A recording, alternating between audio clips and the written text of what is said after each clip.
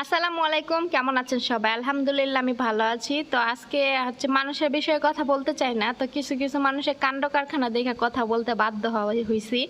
তো আমি আজকে বড় একটা সেলিব্রিটি আপুকে নিয়ে কথা বলবো, যাকে নিয়ে আমি এর আগে একটা ভিডিও বানাইছি। তো তাকে নিয়ে কথা বলবো। হ্যাঁ, সোশ্যাল মিডিয়াতে এসে কান্নাকাটি করে মানুষের সিম্পাথি নিতে চায়, তো সে কি কি করছে, হ্যাঁ তার বিষয় নিয়ে কিছু কথা বলবো। আশা করি ফুল ভিডিওটা দেখবেন। কিছু কিছু জিনিস যে সামনে আসে, এগুলো বিষয় নিয়ে না বললেও পারি না। যেমন কিছু কিছু মানুষ আছে যে অসুস্থ হলে ডক্টর না দেখায় আল্লাহর কাছে দোয়া না চাইয়া তো কি সোশ্যাল মিডিয়াতে এসে কান্নাকাটি করে মানুষের সিম্পাথি পাওয়ার জন্য, আর মানুষও সেখানে এসে তুলু তুলু করে কমেন্ট করে। তো আমি বুঝি না, আমার অসুস্থ, আমি ডক্টরের কাছে যাব, চিকিৎসা নেব, হ্যাঁ তারপরে আমি আমার যেহেতু আমি একটা প্ল্যাটফর্মে কাজ করি, তো সেখানে আমার এসে আমার দর্শকদের বলতে হবে যে আমি অসুস্থ, হয়তো বা সুস্থ হলে ভিডিও আপলোড করব, ঠিক আছে। এইখানে এসা জীবন যায় যায় অবস্থা, কান্নাকাটি, মনে করেন মনে হলো জীবনটা বাইরে গেল গা, হ্যাঁ এরকম অবস্থা। এখানে কান্নাকাটি করে কি হবে? মানুষের সিম্প্যাথি পায়া কি হবে বলেন? ভিউর জন্য এতই ভিউ লাগবে? আমি আমি যে কতদিন ধরে অসুস্থ, জ্বর, এই দেখেন আমার জ্বরের বের হয়েছে, এটা আরো বড় ছিল, আস্তে আস্তে কমে যাচ্ছে, প্রমাণ দেখাই দিলাম। আমি কি আপনাদেরকে একবারও এসে ভিডিওতে বলছি যে আমি অসুস্থ? কিংবা থাম্বনেইলে কি একবারও দিছি যে আমি খুব অসুস্থ?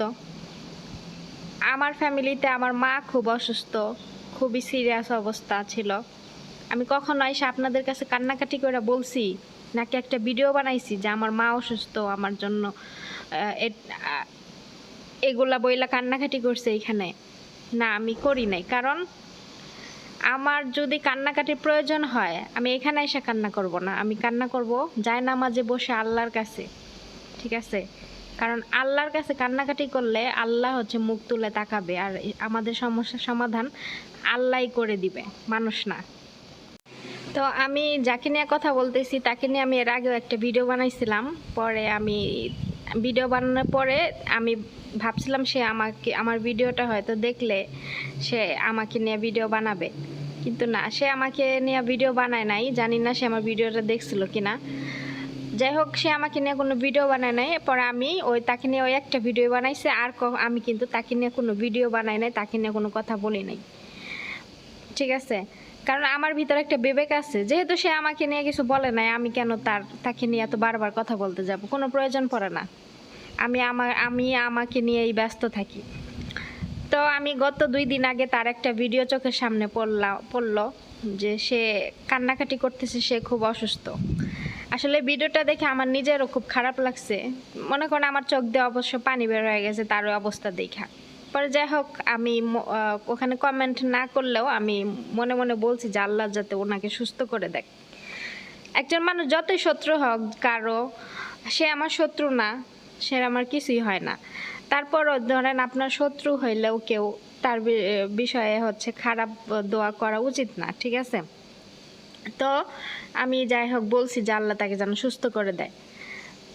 ও মা, টিকটকে একটা পাবলিক প্লেস, ঠিক আছে? তো টিকটকে ঢুকেছি, ঢোকার পরে এখন কতগুলো ভিডিও দেখতেছিলাম, দেখার পরে দেখি তার ভিডিওটা আমার সামনে আসছে। সে ফিল্টার মাইরা টিকটকে মেকআপ ফিল্টার দিয়া কাইন্দা কাইন্দা ভিডিও বানাইতে আছে পাবলিকের কাছে।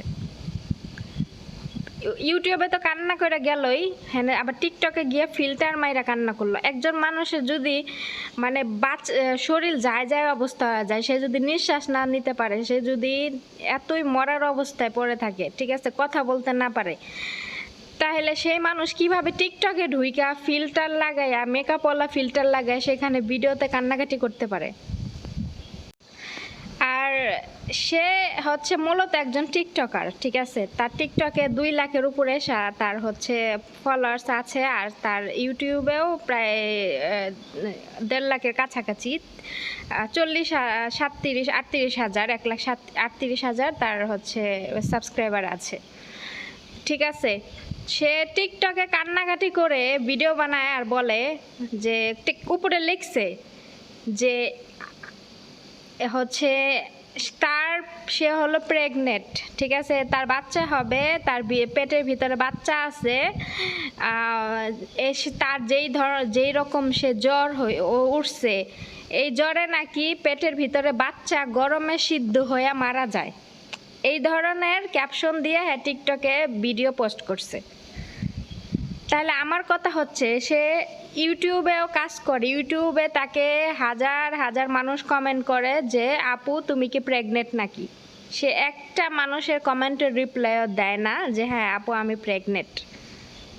কিন্তু সে টিকটকে ভিডিও পোস্ট করছে যে সে প্রেগনেন্ট, পেটের ভিতরে নাকি তার বাচ্চা সিদ্ধ হয়ে যাবে গরমে, এটা সেটা দুনিয়ার কিছু লেখা সে পোস্ট করছে। তার মানে তোমার যে ইউটিউবে হচ্ছে এতগুলা মানুষ প্রশ্ন করে যে আপু তুমি কি প্রেগনেন্ট, সেগুলোর উত্তর না দিতে পারো না তুমি টিকটকে গিয়া সেই হচ্ছে তার অনাগত বাচ্চা নিয়ে আসে পোস্ট করে। আচ্ছা ওই ধরনের লেখা যে পোস্ট করলো, তাতে কি এর কি সমস্যার সমাধান? এদের কি কোনো পার্সোনালিটি বলতে কিছু নাই? এখন সে প্রেগনেন্ট কয় মাসের জানি না, তার পেটের ভিতরে বাচ্চা, সেটাও মানুষকে এখন করে জানাইতে হবে ক্যাপশন দিয়ে দিয়ে টিকটকে? এগুলো কি হাস্যজনক কাজ না? আপনারাই বলেন। তারপর আরেক কথায় আসি, সে একটা অবিবাহিত মেয়ে, যেটা বলে সেটাই শুনি। সে একটা বিবাহিত লোককে বিয়ে করে দেশে আসছে, তারপরও লোকটা 16 বছরের সংসার, হ্যাঁ, তার 12-13 বছরের একটা ছেলে বাচ্চা আছে। সে তার মেরে হচ্ছে 1 বছরের বিবাহ বার্ষিকীর উপলক্ষে সে হচ্ছে টিকটকে, ফেসবুকে, টিকটকে, ইউটিউবে পিকচার পোস্ট করছে যে তার বিয়ের 1 বছর হইল। ও মা, তার 2 দিন পরে দেখি তার সতীনে, যেদিন সে কান্নাকাটি করে ভিডিও বানাইছে না যে সে খুব অসুস্থ, দোয়া চাইতেছে মানুষের কাছে, তারপরের দিনে দেখি তার সতীনে টিকটকে হচ্ছে ভিডিও বানাইতেছে সকাল থেকেই, তার জামাইকে নিয়ে অনেকগুলো ভিডিও আপলোড করছে। লিখছে যে 16 বছরের আমাদের বিয়ের 16 বছর সম্পূর্ণ হইল, এটা সেটা অনেক কিছু লিখছে। আমি ওইটার স্ক্রিনশটটা আমি এইখানে দিয়ে দিতেছি, আপনারা দেখে নিয়েন আর পরে নিয়েন, ঠিক আছে, ওনার যে সতীনে ছাড়ছে। তো এতে আপনারা কি বুঝলেন? সে এদিক দিয়ে অসুস্থ হয়ে মরতেছে, তার জামাই কি করছে, তার বাপের বাড়ি পাঠাই দিছে, আর যার জামাই তার বড় সতীন রে নিয়ে ওইখানে মজায় আছে, ম্যারেজ ডে পালন করতেছে। বুঝে নালা? এই জন্যই বলে যে কখনো কোনো পুরুষ যার বউ আছে, বাচ্চা আছে, এইসব পুরুষকে উপস্থিত থাকাকালীন, বউ বাচ্চা উপস্থিত থাকাকালীন এইসব পুরুষের কাছে বিয়ে বসতে নাই। হয়তোবা যার বউ নাই, বউ মারা গেছে কিংবা বউ চলে গেছে, এইসব পুরুষকে বিয়ে করলে সমস্যা হয় না। কিন্তু যাদের বউ হচ্ছে অলরেডি উপস্থিত আছে, বাচ্চা আছে, তারপরও মনে করেন 1 বছর 2 বছর না, 16 বছরের তাদের বিবাহিত জীবন, সেই সংসারে আরেকজন মহিলা কিভাবে ঢুকে আমি বুঝা পাই না। ভাই, দেশে কি এতই হচ্ছে ছেলের অভাব পড়ছে যে আরেকজনের সংসারে ঢুকতে হবে? হ্যাঁ, আবার সেই সব মানুষেরই এত বড় বড় কথা, আবার অনলাইনে কান্নাকাটি কইরা 2 দিন পর পরই কান্নাকাটি কইরা মানুষের সিম্পাথি নেয়। হচ্ছে আমি 2 দিন পর পরই দেখবেন থাম্বনেলে ছবি দিল, আজকে ঘর বন্ধ করে চিৎকার করে কান্না করলাম, এইটা করলাম, ওইটা করলাম। তো এতই যখন সুন্দর লাইফ লিড করার হচ্ছে ছিল, ইচ্ছা ছিল, তাহলে কেন একজন বিবাহিত পুরুষকে বিয়ে করব? অলরেডি তার সংসার আছে, তার ওয়াইফের সাথে তার অনেক হ্যাপি লাইফ যাচ্ছে। এই যে এই মহিলাটা যে অসুস্থ এখন, সে তার হাজব্যান্ড কি করছে, তার চিকিৎসা না করে তাকে তার বাবার বাড়িতে পাঠাই দিছে। সে এখন তার মায়ের বাড়িতে, ঠিক আছে, বাবার বাড়িতে পাঠাই দিছে। আর তার হাজব্যান্ড তার সতীন নিয়া প্রতিনিয়ত ছবি তুলতেছে, টিকটকে ভিডিও আপলোড করতেছে তার সতীনে, তার জামাইয়ের সাথে এগুলা করতেছে। তাহলে যাই না শুনে কেন মানুষ হচ্ছে নিজের পায়ে নিজে কুড়াল মারে? আমি বুঝি না, দুনিয়াতে কি পোলার এত অভাব পড়ছিল? আর উনি হচ্ছে আসলে একজন টিকটকার, ঠিক আছে, টিকটকার। উনি টিকটকে ভিডিও বানায়, অনেক ভিডিও আছে তার। ওইখান থেকে তার জামাইয়ের সাথে তার পরিচয়। তার জামাইও একজন টিকটকার। দুইজনের আইডিতে মনে করেন 1 লাখের উপরে ফলোয়ার্স, আরেকজনের আইডিতে 2 লাখের উপরে ফলোয়ার্স। তো ওইখান থেকে তাদের পরিচয়, ওখান থেকেই তাদের প্রেম ভালোবাসা, তারপরে হচ্ছে দেশে আসে বিয়ে। তো সে কিন্তু সবই জানতো যে সে বিবাহিত, তার হচ্ছে আছে, বউ বাচ্চা আছে, জেনে শুনে কিন্তু সে বিয়ে বসছে। আচ্ছা, জেনে শুনে কেউ যদি কারো সংসার নষ্ট করে তাহলে কি হয় জানেন? তার বিচার আল্লাহই করে। যেমন ধরেন, ওনার কিছু উদাহরণ আমি বুঝাই। উনি যখন সৌদি আরব ছিল তখন অনেক ভালো ছিল, অনেক সুন্দর সুন্দর ভিডিও বানাইতো। যখন উনি দেশে আসছে, আইসা বিয়েটা করছে, মানে আরেকজনের সংসারে যখন সে ঢুকছে, তারপরে থেকে ওনার জীবনে মনে করেন একটার পর একটা লাইগাই আছে। তো কি কি এই হচ্ছে আমি বলতেছি। প্রথমত, তার বাবা হচ্ছে অটো চালাইতে গিয়া মনে করেন অটো হারাইয়া রাস্তায় অজ্ঞান অবস্থায় তাকে পাওয়া গেছে। তার অটো ছিনতাই হয়ে গেছিল। তার বাবা অনেক দিন ঢাকা হসপিটালে ভর্তি ছিল। দ্বিতীয়ত, তার মা পড়ে গিয়ে পা ভেঙে গেছিল। তার মা অনেক দিন চিকিৎসাধীন অবস্থায় হসপিটালে ছিল। তারপরে সে তাদের বাড়িতে ছিল, তার মাকে সেবা যত্ন করছে। তৃতীয়ত, সে কয়েকদিন পর পরে যে অসুস্থ হইতেছে। তাহলে এগুলাকে আল্লাহর বিচার না? যাই না শুনে যদি কেউ কারো সংসারের যায় নষ্ট করে, তাহলে এগুলা কিন্তু আল্লাহ বিচার দেখায় দেয়। বলে না, মানুষের বিচার তাড়াতাড়ি আর আল্লাহর বিচার ধীরে ধীরে। তো আল্লাহ কিন্তু এইসব বিচারগুলা দেখাই দিতেছে, কিন্তু মানুষ হয়তো বুঝতেছে না। সে হয়তো বুঝতেছে না যে তার সাথে এই ঘটনাগুলো কেন ঘটতেছে। দেশে আসছে, প্রবাস করে আসছে 16-17 বছর, ঠিক আছে, সঠিক জানি না যে কয় বছরই বিদেশ করে থাকুক, করে সুন্দর বাংলাদেশে আসছে। একটা সিঙ্গেল একটা ছেলে দেখে, টাকা পয়সা তো আর কম কামায় নাই।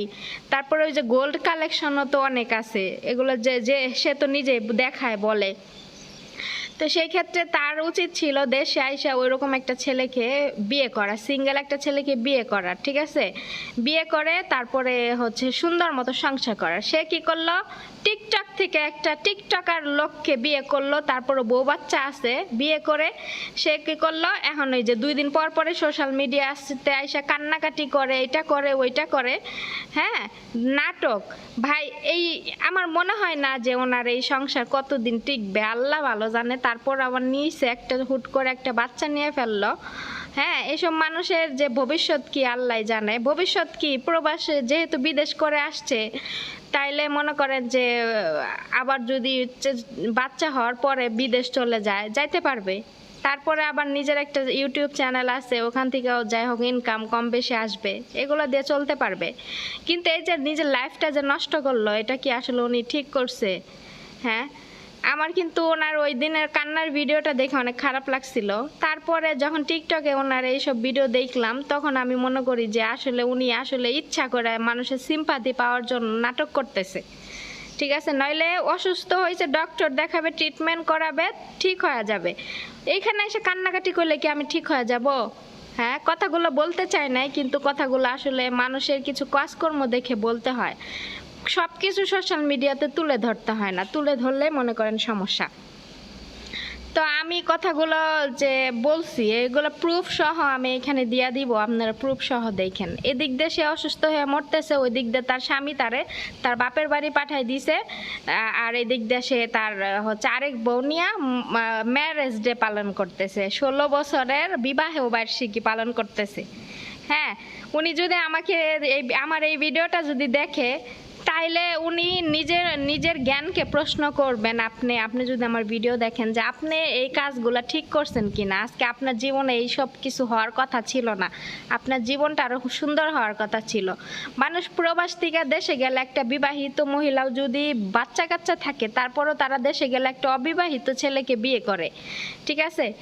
তো আপনি যে এর আগে যে ভিডিও বানাইছিলেন, যে ওই যে একজন আপুকে, অ্যাঞ্জেল স্বপ্না, সেই আপুরে নিয়ে ভিডিও বানাইছিলেন, সে আপু তো মনে করেন যদি বিবাহিত হয়েও থাকে, তারপরও সে অবিবাহিত একটা ছেলেকে বিয়ে করে, সে কিন্তু বিয়ের পরপরই শ্বশুর বাড়িতে গিয়ে থাইকাও আসছে। কিন্তু আপনি তো এখন পর্যন্ত শ্বশুর বাড়ির মুখ দেখেন নাই, আর জীবনে মনে দেখতেও পারবেন না। আপনার জামাই হুদাই মিশা আপনার আশা দিয়ে